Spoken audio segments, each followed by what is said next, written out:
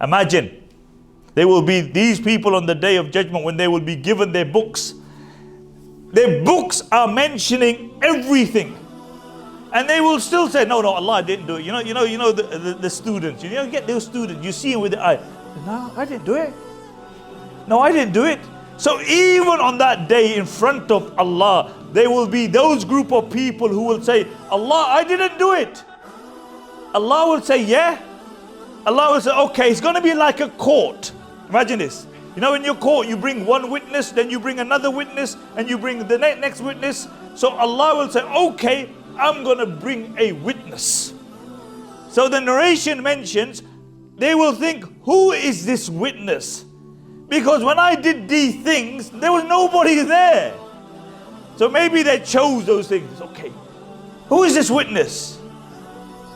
And Allah will put a seal upon their mouth.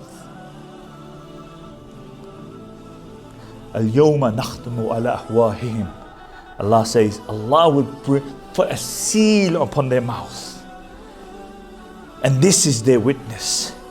And any part of their limb that committed that sin on that day will speak.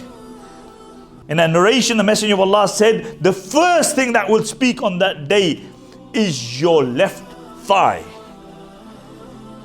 Your hands will speak. Your feet will speak. Your eyes will speak. Your ears will speak. Your private part will speak. Everything will give a witness against you. And when Allah removes the seal from his mouth, then he will say to that limb, he will say to that limb, he said, why did you do this? We're both gonna go down. He said, what can I do? Allah commanded me.